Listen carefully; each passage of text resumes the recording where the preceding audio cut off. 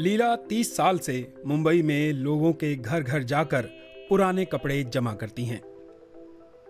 लीला का संबंध उत्तरी गुजरात की घुमंतु जनजाति वाघरी से है, जो लंबे समय तक सामाजिक भेदभाव का शिकार रही है। इस समुदाय के लोगों की रोजी रोटी का आधार पुराने कपड़े हैं।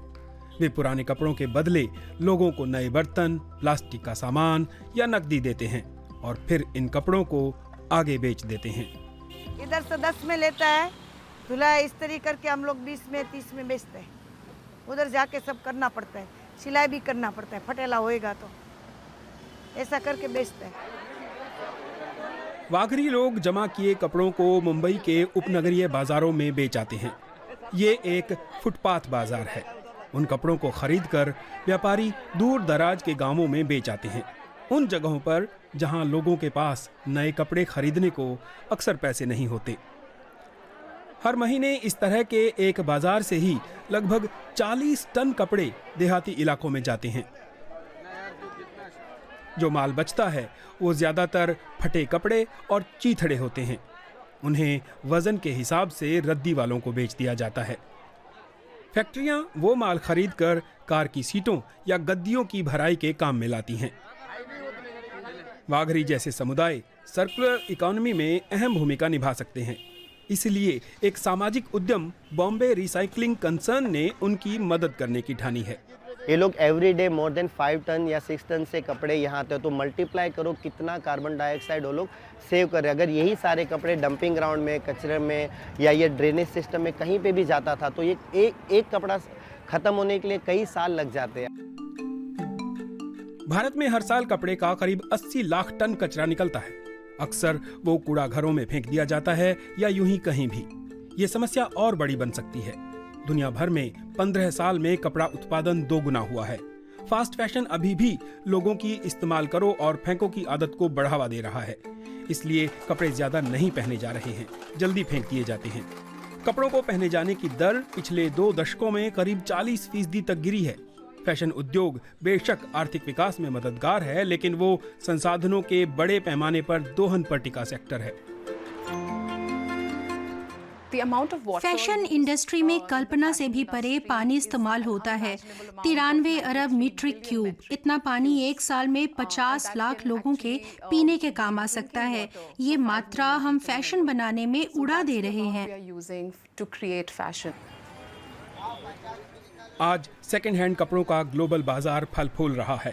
भारत में ये बाजार अभी शुरुआती दौर में ही है। इसकी बड़ी वजह है पुराने सेकेंड हैंड कपड़ों को पहनने से जुड़ी हिचक। लेकिन शहरों में युवा खरीदार फास्ट फैशन के टिकाऊ विकल्पों पर जोर दे रहे हैं और उन्होंने पहने हुए कपड़ों को अपनाना शुरू कर दिया है। इसके चलते देश में किफायत की नई संस्कृति पैदा हो रही है। बढ़ती मांग ने दुकानों को सेकेंड हैंड कपड़ों और दूसरे पुराने सामान से भर दिया है। स्टाइलिस्ट और फैशन डिजाइनर अमित बांद्रा के इस किफायती स्टोर में अक्सर आते हैं। हम सब लोग सस्टेनेबिलिटी का रुख कर रहे हैं। फैशन में इस चीज की इस समय काफी मांग है, इसीलिए मांग को रिसाइकल करना सही है। अपने संसाधनों को बर्बाद करके हमेशा नए माल का उत्पादन सही नहीं है। 2019 में खुले बॉम्बे क्लोजेट क्लीन्स में लोग नकदी के बदले अपने कपड़े बेच सकते हैं। जो लोग यहाँ आते हैं वो ऐसे लोग नहीं हैं जो नए कपड़े नहीं खरीद सकते। वो ऐसा इसलिए कर रहे हैं क्योंकि ये लाइफस्टाइल चेंज है और उसकी बदौलत इन कपड़ों की उम्र भी बढ़ जाने वाली है। अनुमान है कि रीसेल बाजार अगले कुछ वर्षों में ई कॉमर्स बाजार से आगे निकल सकता है। भारत के फैशन ब्रांड्स को सेकंड हैंड सेगमेंट की ओर मोड़ने में मदद करने वालों में रीलव जैसे प्लेटफॉर्म हैं। ये एक सर्कुलर टेक प्लेटफॉर्म है जिसे कीर्ति पुनिया और प्रतीक गुप्ता ने बनाया है। इसकी मदद से ब्रांड अपनी ही वेबसाइटों पर अपने उत्पादों को फिर से बेच सकते हैं। अगर आप पिछले साल जनवरी में इंस्टाग्राम पर #थ्रिफ्ट इंडिया देखें तो 4 लाख से ज्यादा पोस्ट थी। ठीक अभी 7 लाख हैं। जनवरी से अब तक ग्रोथ ही हुई है। बहुत सारे लोग इस ब्रांड और इस प्लेटफॉर्म से जुड़ना चाहते हैं। 80% माल हमने बेच दिया है। औसतन 6 से 7 दिन में माल निकल जाता है। आज मैं कह सकता हूं कि हमारे पास मांग की कोई कमी नहीं, सप्लाई की कमी है। rather than a demand constrained market. कुछ किफायती स्टोर अपनी वैल्यू चेन में महिलाओं को लाने की कोशिश कर रहे हैं। वे सीधे महिलाओं से अपने ग्राहकों की पसंद का माल खरीद लेते हैं। महिलाओं के लिए पारंपरिक कपड़ों की बिक्री के लिए भी वो वन स्टॉप कलेक्शन पॉइंट की तरह है।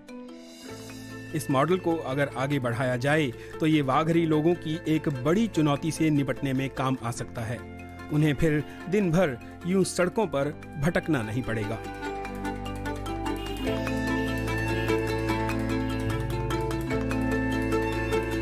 मदद आगे मिलेगा तो अच्छा है, किधर मिल जाएगा एक साथ में गट्ठा तो हम लोग ले लेंगे। घर घर में नहीं जाना पड़ेगा, एक जगह मिल जाएगा, सब लोग एक जगह पे रख देगा तो हम लोग लेके आ जाएगा।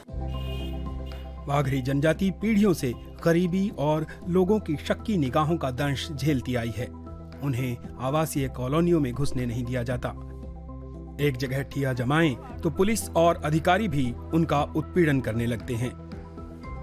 उनके कारोबार को संगठित करने के कदम उठाए जाएं तो भारत 36 अरब डॉलर की कीमत वाले दुनिया के सेकंड हैंड मार्केट में अपनी भागीदारी बढ़ा सकता है। अर्बन रिसाइकलिंग में कीमती योगदान करने वाले वाघरी समुदाय को मान्यता मिल सकती है।